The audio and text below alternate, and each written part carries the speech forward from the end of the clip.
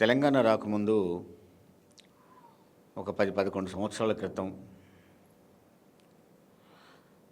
తెలంగాణలో ప్రత్యేకంగా రైతులే కూలీలుగా మారిన దశ.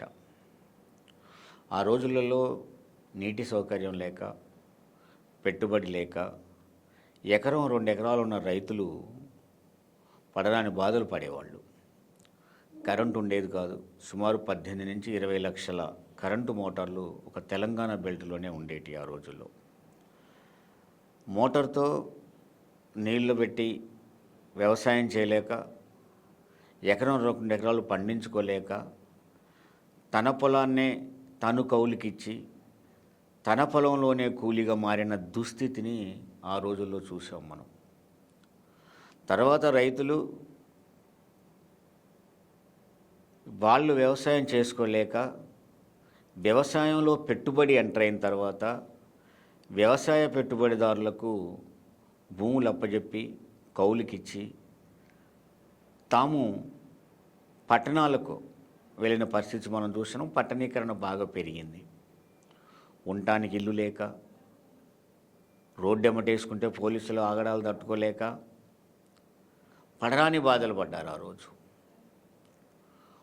పట్టణానికి వచ్చినా పని దొరక్క రైతే కూలీగా మారి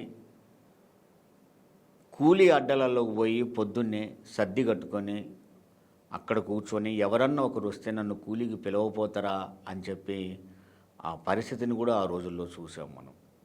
అడ్డ కూలీలుగా రైతులు మారిన పరిస్థితిని. తరువాత వలసలకు బయలుదేరి ఏడ కూడా బ్రతకలేము, పట్టణాల్లో కూడా బ్రతకలేమని సూరత్ లాంటి ప్రాంతాలకు వెళ్ళి కూలీ చేసుకొని బ్రతికేవాళ్ళు. అంత దూరం మొత్తం కుటుంబాన్ని తీసుకుపోలేక ముసలి వాళ్ళని, పిల్లలని ఇంటికాడనే వదిలేసి పని చేయగలిగిన వాళ్ళు మాత్రమే వెళ్ళేవాళ్ళు. అంటే సుమారుగా మహబూబ్నగర్ లాంటి ప్రాంతం నుంచి రోజు మార్నింగు సూరత్ బయలుదేరి ఒక బస్సు పోతూ ఉండేది. అంటే కూలీ అక్కడికి పట్టకపోవడం, మళ్ళీ అక్కడి నుంచి వచ్చే వాళ్ళని తీసుకురావడం, ఇలా ఒక ఆర్టీసీ బస్సు, ప్రైవేట్ బస్సులే ఈ కూలీ పోయే వాళ్ళని సూరత్ లాంటి ప్రాంతాలకు తీసుకెళ్ళేవాళ్ళు. ఇక్కడ సంపాదించే వాళ్ళు లేక ఇంటికాడున్న ముసలి వాళ్ళు ఆకలితో చనిపోయిన విషయాన్ని కూడా చూసాం. దాన్ని పి సాయినాథ్ గారు రాసిన బుక్లో కూడా ఆ కష్టాలన్నీ వివరించిన విషయం కూడా మనం చూసాం. అలాంటి స్థితిలో పెద్ద పోరాటంగా వచ్చిన తెలంగాణ పోరాటం, తెలంగాణని సాధించిన తర్వాత కేసీఆర్ గారి నాయకత్వాన తెలంగాణ వచ్చి, తెలంగాణ సాధించిన వ్యక్తి తెలంగాణ ముఖ్యమంత్రి అయిన తర్వాత ప్రజలలో ఆశలు పెరిగాయి. ఏ నిధులు, నియామకాలు, నీళ్లు వాటి కోసం పోరాటం జరిగిందో వాటి మీదనే వచ్చిన ప్రభుత్వం కేంద్రీకరించడం, దాంతో నీటి వనరులు బాగా పెరిగాయి. ప్రాజెక్టులు కేంద్రీకరించిన ఫలితంగా నీటి వనరులు బాగా పెరిగాయి. భూగర్భ జలాలు కూడా పైకి వచ్చిన స్థితి కూడా మనం చూసాం. ప్రతి చెరువు కూడా బీఆర్ఎస్ 10 సంవత్సరాల కేసీఆర్ పాలనలో ఎండాకాలం కూడా చెరువులు మొత్తడి దుంకిన విషయాన్ని, అలుగులు పడ్డ విషయాన్ని కూడా మనం చూసాం. ఆ స్థితిలో వ్యవసాయం దాదాపు 300% పెరిగింది. ధాన్య ఉత్పత్తి పెరిగింది. సాగు పెరగడంలో కారణం ఏంటంటే వలసలు పోయిన రైతులందరూ, ఎకరమో 2 ఎకరాలు కౌలుకిచ్చుకున్న రైతులందరూ నా భూమి నాకే కావాలి, నాకు నీటి వనరులు వచ్చాయి, నాకు కరెంటు వచ్చేది, నా వ్యవసాయం నేను చేసుకుంటా అని వెనుకకు తిరిగి వచ్చి మళ్ళీ వ్యవసాయం ఎకరం 2 ఎకరాలు వ్యవసాయం చేసుకున్న పరిస్థితి మనకు కనపడ్డది. అందుకనే సూరత్ పోయే బస్సులు లేవు, వలసలు లేవు. తిరిగి గ్రామీణ ప్రాంతాల్లో అన్నదాత కలకల్లాడిన పరిస్థితి మనం చూసాం.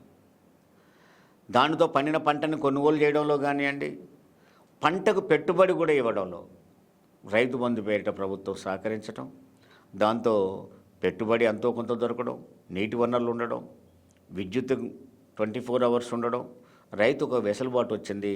తిరిగి తన ఇంటికి తను వచ్చాడు, గ్రామాల్లో వ్యవసాయం చేశాడు. కారణం ఏది ఏమైనా 10 సంవత్సరాల తర్వాత తెలంగాణ తెచ్చిన టీఆర్ఎస్ బీఆర్ఎస్గా మారి బీఆర్ఎస్ ప్రభుత్వం ఓడిపోయిన తర్వాత కాంగ్రెస్ అధికారంలోకి వచ్చింది. కాంగ్రెస్ అధికారంలోకి రాగానే కాంగ్రెస్ మార్క్ రాజకీయాన్ని కూడా తెలంగాణలో చూపెట్టింది. సేమ్ 10-11 ఏళ్ల క్రితం ఎలా జరిగిందో, కరెంటు కోతలు, నీటి వనరులు లేకపోవడం, చేతిలో పెట్టుబడి లేకపోవడం, రైతు బంధు గందరగోళం, రైతు బీమా గందరగోళం, ఈ స్థితిలో నుంచి తిరిగి మళ్ళా అన్నదాత అంటే గ్రామాల్లో అన్నదాత అంటే దేశానికి అన్నం పెట్టే ఒక రైతు తిరిగి మళ్ళా పట్టణాలకు కూలీగా మారిన పరిస్థితి కనపడుతోంది. ఇవాళ హైదరాబాద్ నగరం లాంటి ప్రాంతాల్లో అడ్డం మీద కూలీలు కనపడుతున్నారు. ఆ కూలీలే రైతులుగా కూడా కనపడుతున్నారు. అంటే గ్రామీణ ప్రాంతం నుంచి రైతులు మళ్ళా పట్టణాలకు వస్తున్నారు. పట్టణాలలో అడ్డ కూలీలుగా నిలబడుతున్నారు.